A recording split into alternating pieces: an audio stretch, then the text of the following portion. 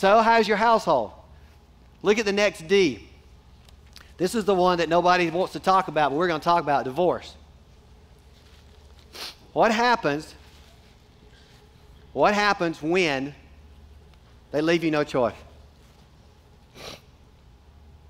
What happens when you've done all you can do and they leave? That's what we're going to talk about. Because this is another way that Satan loves to mess up a household. Malachi talks about God hates divorce, and there's a reason why: because it's painful. I want you to listen to this story.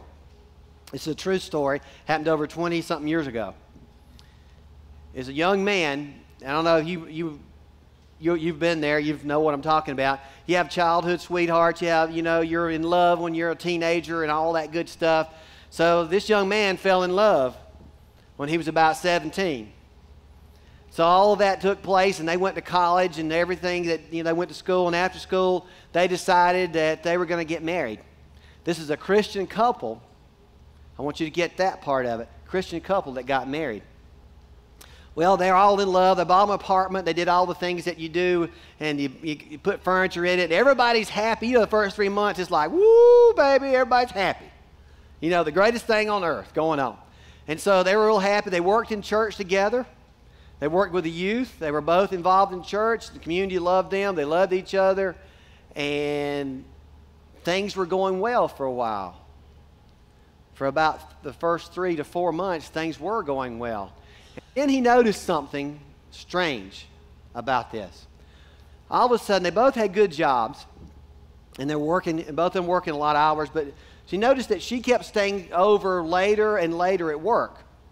And so 2 or 3 nights a week, she'd come in a little late, having to work over. Didn't really know what was going on with that or what was happening, but he just, trusted her that she had to work over. So this went on for a little while, and then something else happened. All of a sudden, it wasn't that just had to work over. I had to spend a night with my sister. So she started spending the night with her sister, and it went into one night, it went into 2 nights, and he realized something was wrong, and then she started coming home, and she started sleeping on the couch. And that was a real clue that things were not going well for him. And so he begged her, please, let's go get some counseling. Let's do something. Let's talk to somebody. Both of them are Christian couples. They had people they could talk to, but she refused. No counseling. It's just that we're just married and it'll all work out. Well, he did what all he could do to make her happy. Did everything he could do. One day she came in. She said, my brother's home and he's in Charleston, and I want to go down there. And I want to spend some time with him. So the young man couldn't go, so what he decided to do is he got her car, he cleaned the car up, changed the oil, filled it up with gas, did everything just to make her happy, wanted her to go have a good time with her brother and the family. And he did something very interesting. He punched the odometer to all zeros because he wanted to check and see what kind of gas mileage she was going to get on the car. So everything was going well. Then all of a sudden she came back on Sunday afternoon. He went and got all her stuff, took it up in the house, in the apartment, did all the things just to make her happy. And he happened to look at the odometer, and it said 3 miles is all it said. That was a quick trip to Charleston right there for him. He didn't think anything about it. He just let it go, didn't know what was going on, just want to make sure everybody's happy. It was her birthday coming up, so he decided to make it real special. He was going to take her out to dinner. Got everything set up just to see if they could, patch things up, whatever's going on. Remember, they hadn't been married a year yet. So he comes in with a dozen roses, red roses, got the card, going out to dinner, walks in the house, puts it on the counter, and looks on the table, and there's 2 more dozen red roses sitting on the table. And he asked that question. He said, where'd you get those? That's what he asked. And I remember that he asked, where did he get those? She said the office had taken up some money for her birthday and got her some roses. And finally he asked that question. He asked the question, are you having an affair? And she said yes. Remember, Christian couple in the church. Family knew what was going on. No counseling. he asked her one more time, do you want to get some help? And she said no. What do you do when they don't leave you a choice? He made a phone call. He set up whatever he needed to set up with the judge and, go to court, and went to court. And remember the day that he went to court, he got in front of the judge. She was nowhere to be found. The judge granted the divorce. The young man left the courtroom, made a phone call. He called her and said, I want you to know the divorce is final. It's done. He said, from this point on, I want you to know this. He said, I consider you dead, your family dead, and all your friends, and I don't want to have any contact with you. That's the only way I can live. This young man was involved in church. This young man was involved with the youth. So he went back to his church to get some comfort. Somebody would help him. And he got condemnation.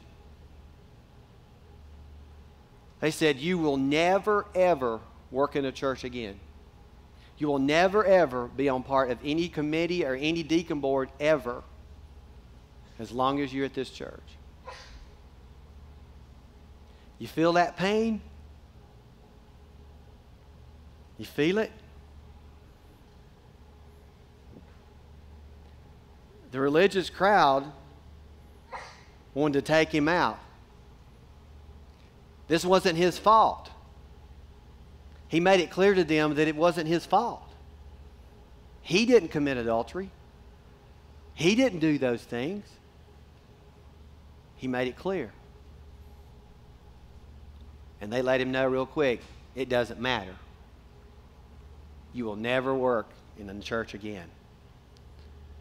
Well, ladies and gentlemen, I want to let you know something. That young man was me.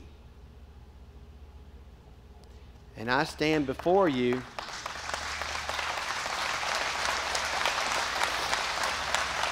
you guys.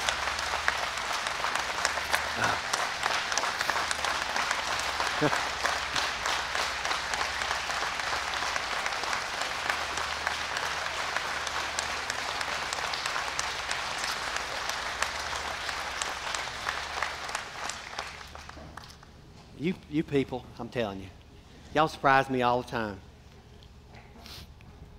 But I remember that pain of being betrayed. I remember that pain of loss. I remember not being able to eat and losing weight and thinking my life's over, and I wasn't getting a whole lot of help from people I trusted. But I remember the day God told me that you're going to be a pastor. God had a better idea. And I tell you that because you really realize that how God's grace is sufficient. You hear that? You hear people talk like that? And it's really true. How God really loves us. How God really cares about us. And to be able to let us do what we do and to be able to stand before you is a miracle in itself. I remember the guy that I met with the Start Marathon. His name was Norman Ponder. And I told him, I said, before you go anywhere and before we do any more, I need you to know something. I'm divorced. Here's what happened. And he looked at me, he said, God forgive you? I said, sure. He sure did. He said, well, good, we're going to start a church. You know, there are no second-class citizens with God. Jesus didn't die halfway.